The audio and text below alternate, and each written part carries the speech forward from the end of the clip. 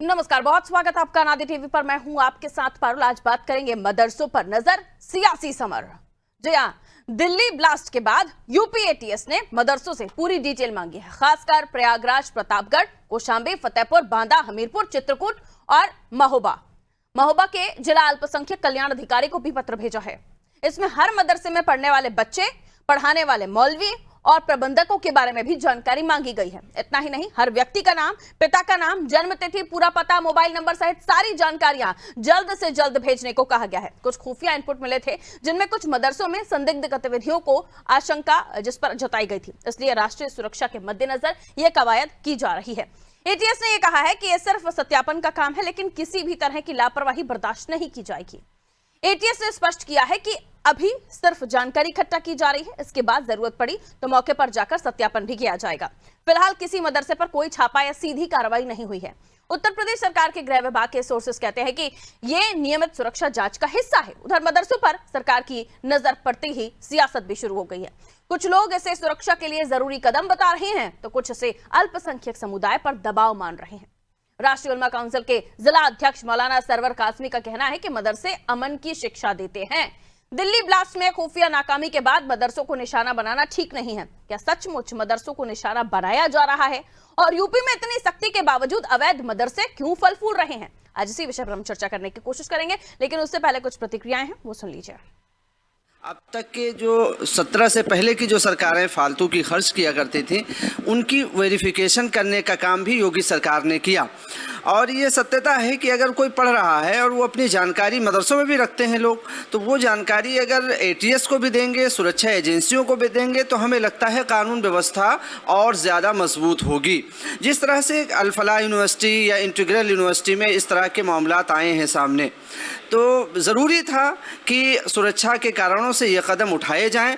और उत्तर प्रदेश सरकार ने अगर कहा है तो जाहिर सी बात है, उसमें हस्तक्षेप करने की ज़रूरत नहीं, बल्कि वहाँ के मौलाना हजरात हैं या शिक्षक हैं और जो तलबा हैं, छात्र छात्रा हैं, उन सबको डिटेल्स देनी चाहिए। ये मदरसों को निशाना बनाना, उनके शिक्षकों को निशाना बनाना और उसकी जांच एटीएस द्वारा कराया जाना और उसके खिलाफ जो भी हुकूमत ने आदेश जारी किया है, मदरसों को दहशतगर्द का अड्डा कहना और उसके छात्र और शिक्षकों की निगरानी करना, अगर ज़रूरत है तो पूरे मुल्क में जहाँ जहाँ भी जो लोग भी ऐसा करने वाले हैं, उनको जो है उनकी जांच होनी चाहिए। सिर्फ मदरसों का निशाना बनाना, तो इससे पता चलता है कि हुकूमत की निगाह में मदरसे गोया कि मदरसे शक की निगाह से देखे जा रहे हैं। उत्तर प्रदेश के सभी मदरसा टीचर और स्टूडेंट्स की एक तरफ से एटीएस से जांच कराना कहीं न कहीं पूरी कौम को शक के दायरे में लाना है, जो निहायत गलत बात है। और कहीं न कहीं एटीएस इस जांच के बहाने पूरी मुस्लिम कौम को प्रताड़ित करना, हरेसमेंट करना, धन उगाही करने का धंधा शुरू हो जाएगा। इस तरह की चीजों का आदेश राज्य सरकार को नहीं देना चाहिए। आखिरकार उत्तर प्रदेश का मुसलमान भी यही भारत का नागरिक है, उसके साथ इस तरह से सौतेला व्यवहार करना गलत बात है। उत्तर प्रदेश की सुरक्षा सर्वोपरि है। उत्तर प्रदेश के मुख्यमंत्री उत्तर प्रदेश की सुरक्षा के लिए हमारे यहाँ की जो फोर्सेस हैं, उनको खुली छूट दी है कि वह किसी भी शिक्षण संस्था की किसी की भी जांच कर सकते हैं। जब से दिल्ली ब्लास्ट हुआ है, उसके बाद से कई संस्थाएं और कई स्थान जो है चिन्हित किए गए हैं, जहां से सवाल जवाब किया जा रहा है। और यह गंभीर मामला है कि उत्तर प्रदेश के अंदर किसी भी तरह के अतिवादी संगठन या आतंकवादी संगठन के पांव नहीं जमने चाहिए। इसलिए उत्तर प्रदेश की फोर्सेस तमाम विषयों पर जांच कर रही है। तो देखिए, ये जो जांच है इसे रूटीन वेरिफिकेशन कहा जा रहा है और एटीएस की तरफ से सिर्फ फिलहाल जो कागजात हैं या फिर जो नाम है वो कहां से बिलोंग करते हैं, तमाम जो डिटेल्स हैं वेरिफिकेशन के नाम पर मांगी जा रही, किसी तरह का कोई छापा रेड इस टाइप का कुछ भी नहीं है। लेकिन क्या इससे पहले खबरें नहीं आई कि ऑडिट जो है मदरसों के वो ठीक नहीं पाए गए, जो फंडिंग उन्हें हो रही है उसके हिसाब किताब ठीक नहीं थे, और हाल ही में अगर अल फलाह यूनिवर्सिटी में भी इसी तरह का वेरिफिकेशन हो गया होता तो आतंकवादी जो सफेद पोश लोग थे वो वहां नहीं पल रहे होते, वहां नहीं इसकी पूरी प्लानिंग बना रहे होते। आइए मिलियन मेहमानों से हमारे साथ जो चर्चा में जुड़ रहे हैं आगे समझने की कोशिश उन्हीं से करूंगी। चंद्रमोहन चौबे जी भारतीय जनता पार्टी से हमारे साथ जुड़े हुए हैं, बहुत स्वागत करती हूँ चंद्रमोहन चौबे जी। रवि प्रताप सिंह जी कांग्रेस से हमारे साथ जुड़े हुए हैं, आपका भी स्वागत करती हूँ सर। डॉक्टर नितेंद्र यादव जी हमारे साथ जुड़े हुए हैं सपा का पक्ष रखने के लिए, नितेंद्र जी आपका भी बहुत बहुत स्वागत करती हूँ। बीजेपी से ही मेरा सवाल, चौबे जी ये कहा जा रहा है कि एक कौम पर वाकई टारगेट करने की आपकी कोशिश है, शायद इसलिए आपको सिर्फ वही दिखाई देते हैं। ऐसी जांचें सब तमाम फिर शिक्षण संस्थानों में हो जानी चाहिए, एटीएस को वो तमाम संस्थाएं क्यों नहीं दिखी? दूसरा सवाल ये भी, क्या ये रूटीन प्रक्रिया है या फिर समय से पहले कोई एजेंडा आप तैयार कर रहे हैं? देखिए पारुल जी, अगर किसी प्रकार की कोई इनपुट मिलता है, अभी जिस प्रकार से दिल्ली में घटना घटित हुई, जिस प्रकार से सहारनपुर से डॉक्टर को पकड़ा गया, जिस प्रकार से कुछ मदरसों पर और कुछ मस्जिदों का नाम बाहर सामने आया, उसके अनुसार एटीएस ने और जो जांच एजेंसियां हैं उन लोगों को कुछ संदेह हुआ। और हकीकत में भी इसमें किसी को बुरा लगने की जरूरत क्या है, किसी को खराब लगने की आवश्यकता क्या है? किसी को आवश्यकता क्या है? किसी की जांच हो, किसी के बारे में पूछताछ हो, उनका डिटेल इकट्ठा हो, कहाँ का कोई रहने वाला है, उसके माता पिता का क्या नाम है, उसका मोबाइल का क्या नाम है, मोबाइल नंबर क्या है। अगर इस तरह का एकत्र किया जा रहा है, जानकारी एकत्र किया जा रहा है, तो हमें तो नहीं लगता कि किसी को इससे डर होना चाहिए या किसी को भय होना चाहिए। भाई साच को आंच क्या है, किस बात से लोगों को डर लग रहा है? सही आदमी को डरने की क्या आवश्यकता है? हाँ पारुल जी, जहां ये राजनीतिक दल, खासकर कांग्रेस पार्टी, समाजवादी पार्टी, इन लोग जुड़ेंगे, जो इन लोग तुष्टीकरण के ये सब वोटर तुष्टीकरण के महातुष्टीकरण करने वाले लोग हैं, उनको जरूर दिक्कत होगी। अरे भाई किस बात का दिक्कत, क्यों दिक्कत? किसी का जांच अगर हो रहा, किसी के बारे में पूछा जा रहा है, डिटेल पूछा जा रहा है, जानकारी मांगी जा रही है, तो क्या दिक्कत? क्या ये सच नहीं है कि मदरसों में अभी प्रयागराज के मदरसे में जो है जाली नोट जो जाली नोट होता है उसको छापने वाली मशीन मिली थी? क्या ये सच नहीं है कि अभी जो है कुशीनगर में एक मस्जिद से जो है वहां पर लोगों के साथ क्या क्या घटनाएं घटित हुई थी, किस प्रकार से वहां पर लोग पकड़े गए थे? क्या ये झूठ है? अगर उनकी जांच हो रही है तो इसमें जो है मदरसों संचालकों को, वहां के टीचरों को, वहां के छात्रों को सहयोग करना चाहिए, सरकार का सहयोग करना चाहिए, न कि बिना मतलब का उनको डर और भय का वातावरण बनाना चाहिए। और ये बाकी मेहमान भी हमारे साथ जुड़े हुए हैं, उनसे भी मैं सवाल लूं। लेकिन चौबे जी एक सवाल आपसे और भी ये है कि अवैध मदरसे या फिर जिनकी रजिस्ट्रेशन नहीं है उनके बारे में भी खबरें आ रही हैं, बार बार पूछा जा रहा है कि अभी भी क्यों चल रहे हैं? अगर आप इतने ज्यादा तरीके से जांच भी कर रहे हैं, सब कुछ हो रहा है और समय समय पर ये चीजें होती हैं, तो अभी भी अवैध मदरसे जो है क्यों संचालित हो रहे हैं? जी पारुल जी, उत्तर प्रदेश में आपको अगर जानकारी होगी, और जानकारी आपके पास होगी ही, बहुत से कम से कम नहीं तो 500 से अधिक अवैध मदरसे जो सरकारी जमीन पर कब्जे में थे, बिना मान्यता के थे, वो गिरा दिए गए। खासकर नेपाल बॉर्डर पे जो हमारे हो गए थे, चाहे वो बहराइच हो, चाहे वो श्रावस्ती हो, चाहे बलरामपुर हो, जो नेपाल से सटे हुए थे, वहां पर बुलडोजर चला है, उनके ऊपर कार्रवाई हुई है, मदरसों की जांच हुई है, और कम से कम नहीं तो 7-8 हजार ऐसे मदरसों की जानकारी आई थी जिनमें अनियमितता पाई गई, उनको कारण बताओ नोटिस दिया गया है। ऐसा नहीं कि कार्रवाई हो नहीं रही है और अभी ही हो रही है, ये सतत प्रक्रिया चल रही है। उस सतत प्रक्रिया का एक सीधे तौर पर ये पूछना है चौबे जी कि ये सिर्फ उन्हीं मदरसों में क्यों, और भी तो शिक्षण संस्थान है, वहां पर क्यों नहीं होता ये? जहां पर भी कहीं संलिप्तता इस प्रकार की आएगी, किसी जांच में उन लोग का नाम आएगा, किसी बम धमाके में आएगा, किसी आतंकवादी को पनाह देने में आएगा, चाहे जो भी संस्था हो, चाहे कुछ भी हो, चाहे वो मंदिर हो, चाहे वो जो है गिरजाघर हो, चाहे वो गुरुद्वारा हो, नाम यदि आएगा ठीक है, क्लियर तो हो गया। उसका जांच होगा क्लियर और हो गया। निष्पक्ष होगा, बिना किसी भेदभाव के होगा, और डरने की जरूरत किसी को नहीं है। जो गलत नहीं है उसको कतई डरने की जरूरत नहीं है पारुल जी। सच्चा आदमी डरता ठीक है नहीं है। जितेंद्र जी, चोर की सहयोग दाढ़ी में अगर करता तिनका है। होगा तो तकलीफ उसे हो सकती है, और अगर आपके पास सारी चीजें ठीक है तो डरने वाली क्या बात है। ये तो रूटीन प्रक्रिया है, जांच हो रही है, और ये मजबूरी भी एटीएस की है क्योंकि इस तरह का मामला अभी हाल ही में अल-फलाह यूनिवर्सिटी का सामने आया है, और कई सारे जो मदरसे हैं उनसे ऐसी चीजें जो सामने आई हैं जिनमें विदेशी फंडिंग की खबरें सामने आई थी, गैर मान्यता प्राप्त मदरसे संचालित होने के बाद सामने आई थी, और भी कई सारे एग्जाम्पल्स हैं जो बताते हैं कि कुछ चीजें ठीक नहीं होती हैं जिसकी वजह से जांच करना पड़ जाती है। जी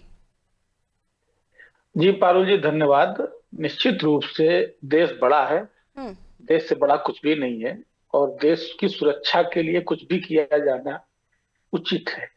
लेकिन ये मान लेना कि सिर्फ मदरसों में ही आतंकवादी पढ़ते हैं, पर्टिकुलर मदरसे क्यों? अभी आपको याद है पुलवामा के बाद एक सरदार जी पुलिस में सीओ रैंक के थे और उनको पकड़ा गया था, आज तक कुछ पता नहीं चला, हथियारों के जखीरे के साथ पकड़ा गया था, आज तक कुछ नहीं पता चला कि उनका क्या हुआ। बहुत सारी अभी ये इसी घटना में जो दिल्ली का बम ब्लास्ट हुआ उसमें से जिन लोगों को लेके एनआईए गई, 4 लोगों को सम्मानित डॉक्टरों को निर्दोष पाकर के छोड़ा गया, उसमें से 2-3 हिंदुओं के भी नाम आए थे, चर्चा हो रही थी। तो ऐसी कोई घटना एक पर्टिकुलर संस्था में हो रही है ये कहकर के कम्युनिटी को बदनाम करना ठीक नहीं। जहां तक प्रक्रिया है सीधे सीधे मुख्यमंत्री आदेश कर देते ये, और ये तो हमारी खुफिया एजेंसियों का काम है, वो तो 24 आवर अनवरत ये काम करेंगी। देश में उनको जहां भी शक हो, ये अलग से आदेश करने का कोई मतलब नहीं बनता।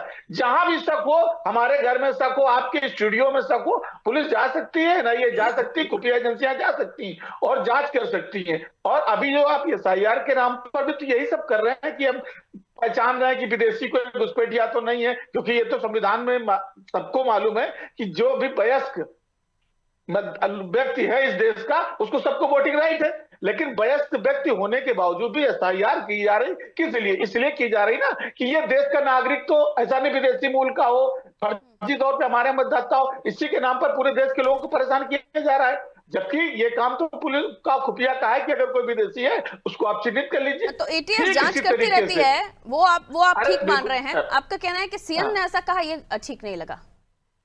नहीं, सीएम पर्टिकुलर क्या गुरुद्वारों में नहीं हो सकती थी क्या शिशु मंदिरों में भी नहीं आतंकवादी नहीं हो सकते? इनपुट ऐसे नहीं है एटीएस के पास। तमाम चौबे जी कह रहे हैं इनपुट मिले होंगे। बिल्कुल कहता ही नहीं, यही तो फर्जी, ये माहौल बनाने की बात हो गई। इनपुट आपको लाल किले में नहीं मिले थे, तब कहां सो रहे थे मुख्यमंत्री जी?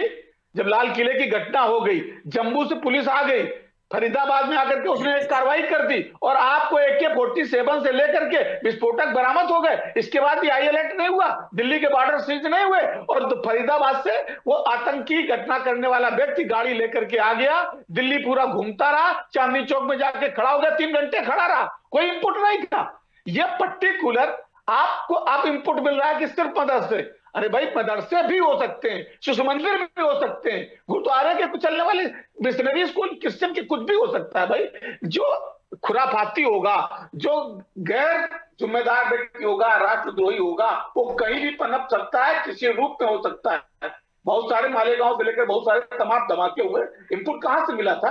वो उनकी परवरिश किस जगह हुई थी, जिस संस्थाओं में हुई थी? क्या उन संस्थाओं के बारे में जांच नहीं की जानी चाहिए? आरएसएस के भी तमाम सारे लोग ऐसे पकड़े जा रहे हैं, पुरोहित से लेकर के तमाम सारे लोग बाद में आए, तो वहां भी जांच कर लेते, मंदिरों को भी जांच कर लीजिए। मेरा मानना है कि क्या कर रहे हैं, किसी भी जगह से अगर ऐसे कोई इनपुट मिलते हैं तो वहां पर भी जांच होगी, किसी को छोड़ा नहीं जाएगा, किसी को बख्शा नहीं जाएगा। चौबे जी यही कह रहे हैं। बिल्कुल, लेकिन पर्टिकुलर आप नहीं, पर्टिकुलर तो हो ही नहीं रहा ना, वो कह रहे हैं जहां से जो इनपुट मिलेगा वहां कार्रवाई होगी, आप उसे पर्टिकुलर बोल रहे हैं।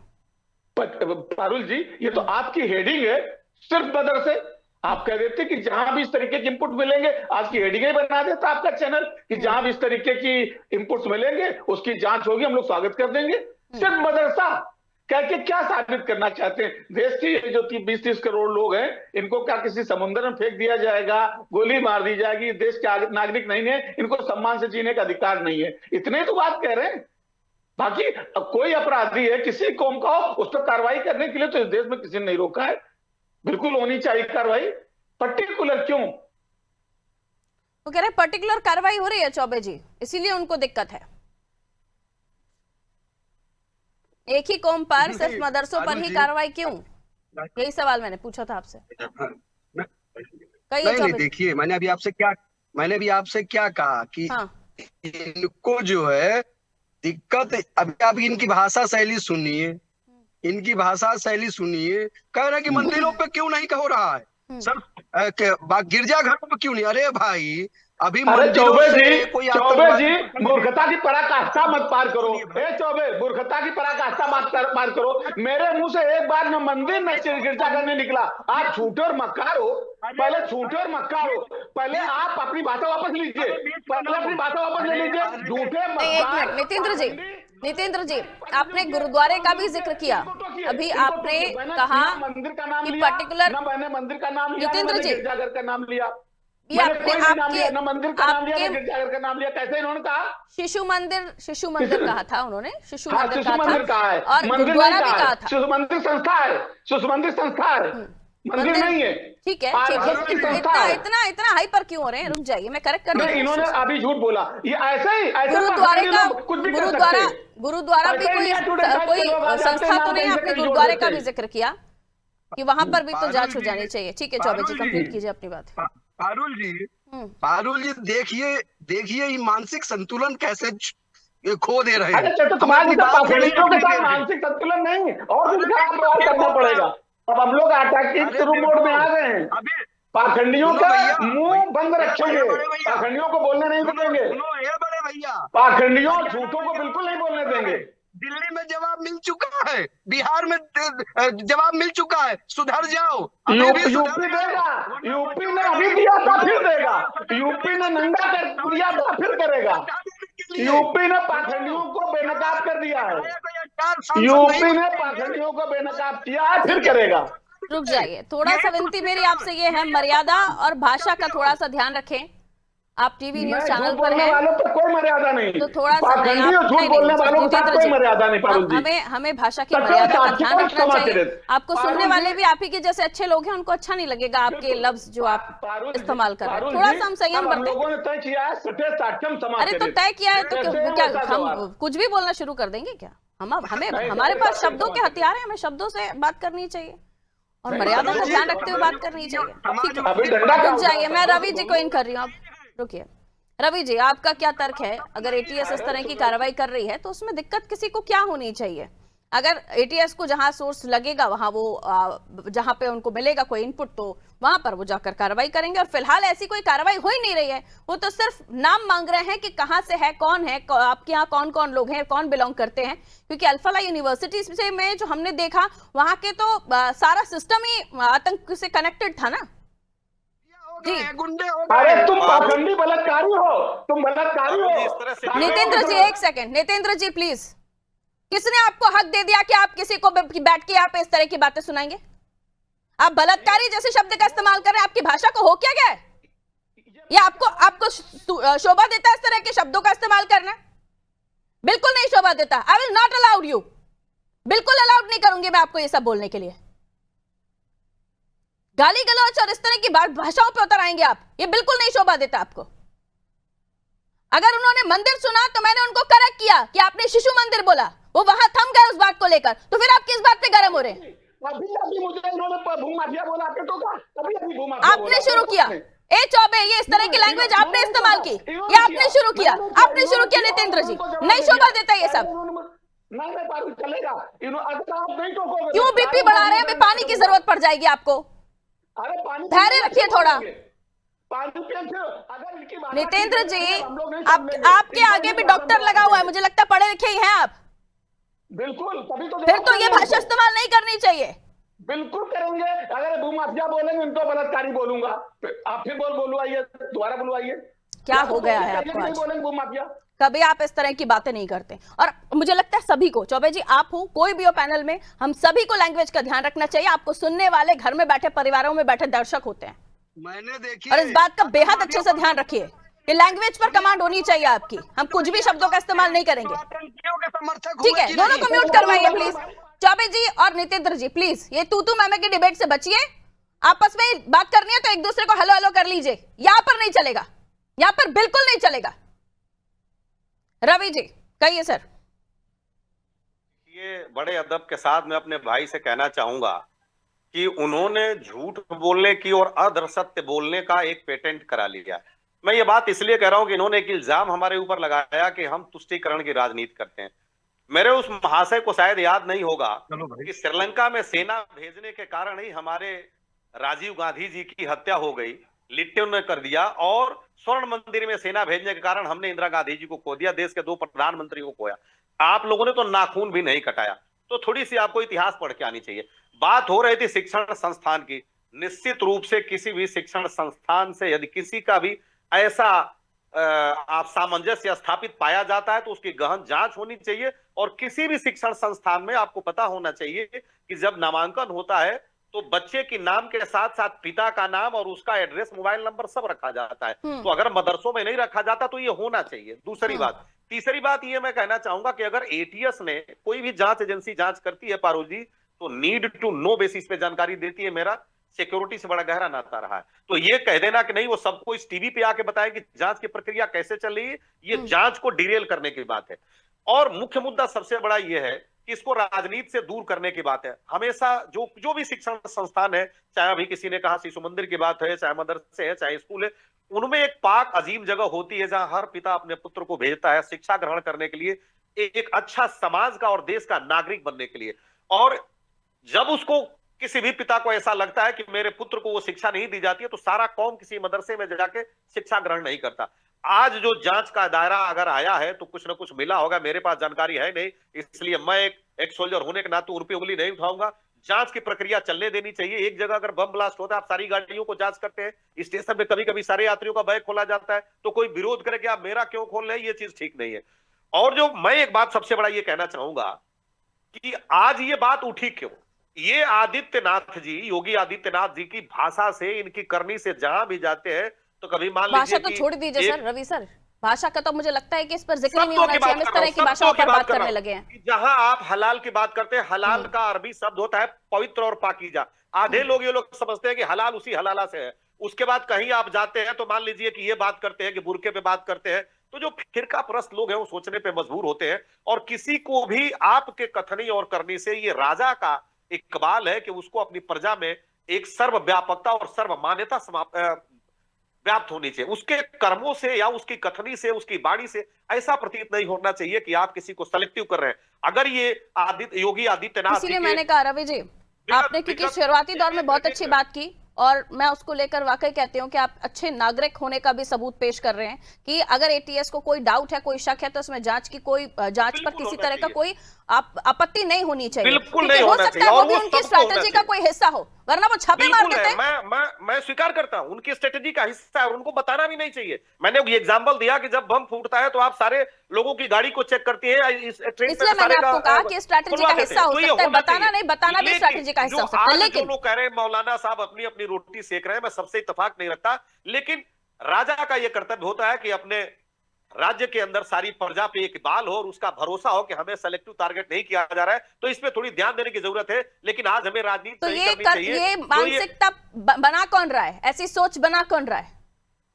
इस मानसिकता में मुझे कहने में बिल्कुल गुरेज नहीं होगा। ये तमाम वो लोग हैं जो धर्म की राजनीति करना चाहते हैं। अभी देखिए हमारे जो अग्रज बैठे हुए थे वो धर्म पे जोड़ करके लेके तुष्टिकरण में आप बात कर रही है, शिक्षा जैसे एक पाकीजा और एक अजीम जगह पे वो धर्म पे लेके जा रहे हैं। वो हमारे को तो क्या करें, अल्फाला यूनिवर्सिटी से ही तो निकलने वाले वो सफेद पोस्ट डॉक्टर थे ना सर। रवि जी, मसला वहीं पर आकर रुक जाता है ना कि हम भी विश्वास करते थे। आप चेक करना पड़ेगा, सफेद कोट पहना है डॉक्टर है आतंकवादी। सबसे बड़ी सोच का विषय यही है कि आज सफेद पोश लोग अगर आतंकवाद की तरफ मुलविस हुए हैं तो ये देश के साथ साथ समाज के लिए भी बहुत बड़ा खतरा है और इनकी जड़ों तक जाना तो चाहिए। इनकी इस जड़ों खतरे को भांपते हुए कोई कदम उठाए जा रहे हैं तो उसे धर्म जाति से क्यों जोड़कर देखा जा रहा है? जहां जैसे सोर्सेस मिल रहे हैं वहां वैसी कार्रवाई हो सकती है, लेकिन लैंग्वेज की बात जब आ रही थी तो लैंग्वेज की बात तो राजनीति में छोड़ ही दीजिए। बहुत पीछे छूट गई वो बातें जब हम अपने लैंग्वेज की बात करते थे। आप देखिए, मैं एक छोटा सा उदाहरण दूंगा कि अगर कुछ लोग फिरका परस्त हमारे जैसे लोग और जा करके और किसी मजार को बुलडोजर से तोड़ देते हैं, देश को ये पता नहीं चलता है, प्रदेश को पता नहीं चलता है कि उनके साथ कार्रवाई क्या हुआ। एक उदाहरण मैं और आपको बताना चाहूंगा, हमेशा ये फिरका परस्त लोग पाक जगहों का इस्तेमाल किया करते हैं। 1947 में आपको बताऊं पारुल जी कि जब ब्रिगेडियर उस्मान मोहम्मद पारुल जी वहां पे, मेरा सीधा सवाल यही है कि एक अगर आप सरकारी जमीन को कब्जा कर कुछ भी बनाएंगे तो वो सरकारी जमीन है, आपकी जागीर नहीं है जहां पर आप कुछ भी खड़ा कर देंगे। बहुत शॉर्ट में अपनी बात रखिएगा चौबे जी, उसके बाद नितेंद्र जी, फिर उसमें वाइंड अप करूंगी। Choubey ji 30 seconds only sir. 1 minute Parul ji, सरकार नहीं सर समय नहीं है, मैं एक टाइम मैंने बहुत लंबा आपके साथ चर्चा कर ली क्योंकि ये लोग बहस कर रहे थे, अपनी बात ही नहीं कह पाए, टाइम तो वेस्ट कर ही दिया है। 30 सेकंड्स और दे दीजिए जी चौबे जी। 30 सेकंड्स। पारुल जी, हमें रवि प्रताप जी का जो है बहुत बात इतनी अच्छी लगी और बहुत कम ऐसे कांग्रेस के प्रवक्ता हैं जो देश की सुरक्षा की जब बात हो तो इनकी सुर भारत मिले। ये रवि प्रताप जी की हम प्रशंसा करते हैं इस बात की। और देखिए, जहां तक है, हमने क्या कहा कि अगर शिशु मंदिर से भी कोई मिलता है धमाका करने वाला, उसका नाम आता है तो उसकी जांच होनी चाहिए, उसको भी। वो कह रहे हैं अल-फलाह यूनिवर्सिटी और दिल्ली बम ब्लास्ट में 2 नाम हिंदुओं के भी थे, उस पर क्या स्टैंड है आपका? उनको बरी कर दिया तो वो भी देखिए, वो भी देशद्रोही हैं, वो भी आतंकवादी हैं। नहीं तो छूट गए ना सर, वो नितेंद्र जी वही तो बता रहे हैं, उन पर कोई कार्रवाई नहीं हुई। अरे इनके कहने से कार्रवाई नहीं हो रही है, जांच के दायरे में सब है, सबकी जांच हो रही है। नितेंद्र जी 30 सेकंड्स ओनली। अनम्यूट कीजिएगा, म्यूट कर दिया था आपको सर। हाँ देखिए, मैंने शुरुआती वक्तव्य में भी यही कहा था कि देश की सुरक्षा से बड़ा कुछ नहीं। आज भी अब समाजवादी पार्टी अपने उस वक्तव्य पर कायम है। जहां कहीं भी देश की सुरक्षा और प्रदेश की सुरक्षा से जुड़ा मामला है, इस देश की सारी खुफिया एजेंसियों को, पुलिस को, सेना को ये राइट है कि उसकी जांच करे और सख्त कार्रवाई करे। उसमें मंदिर आए या शिशु मंदिर आए या कोई भी जगह है वहां से इनपुट मिलता है तो उसके साथ भी सपा स्टैंड ले रही, तो फिर इस मामले में बयानबाजी कर क्यों रहे हैं सर? नितेंद्र जी सवाल तो यही है, डिबेट इसी पर आ जाती है कि सुरक्षा से ऊपर आपको क्यों किसी कास्ट या धर्म की पैरवी करना जरूरी हो जाती है, इसीलिए चर्चा होती है। अब आपने कहा, मुझे बहुत अच्छा लगा, मैं डिबेट को यही वाइंड अप करती हूँ। बहुत बहुत शुक्रिया आप सभी का हमारे साथ चर्चा में जुड़ने के लिए। ऐसे कई सारे मदरसे हैं जिनके रजिस्ट्रेशन नहीं थे, उनके रजिस्ट्रेशन नहीं थे, इस पर भी कार्रवाई हुई। कई सारी जगहों से ऐसे इनपुट आए कि उनको बाहर से फंडिंग होती है और खर्चों से ज्यादा उनके इन्वेस्टमेंट हो रहे हैं, तो वो फंड कहां से आ रहा है। कई सारी ऐसी इलीगल एक्टिविटीज भी पाई गई या फिर आप कह सकते हैं कि ऐसी चीजें जो ठीक नहीं थी, उन पर भी कार्रवाई हुई। अभी दिल्ली में जो बम ब्लास्ट हुआ, अल-फलाह यूनिवर्सिटी से जो डॉक्टर्स थे, वो वहां पे प्रोफेसर्स थे, वो इसमें मारे गए। डॉक्टर उमर, वो ह्यूमन बॉम्बर के उसने अपने आप को उड़ा लिया। आप सोचिए, दिल्ली में इतने सारे लोगों की मौत हुई, ये भी उससे भी बड़ा हो सकता था। और वहीं से जो सोर्सेस पता चल रहे हैं या फिर जो इनपुट्स पता चल रहे हैं, उसके बाद ही तो एटीएस कार्रवाई कर रही है। और अगर एटीएस पूछ भी रही है आप कहां से हैं, कौन पढ़ा रहा है, कहां से बिलोंग करते हैं, कितने लोग पढ़ते हैं, तो इसमें दिक्कत क्या है?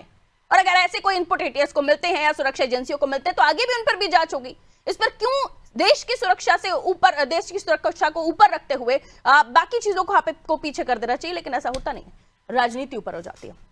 दीजिए इजाजत, नमस्ते।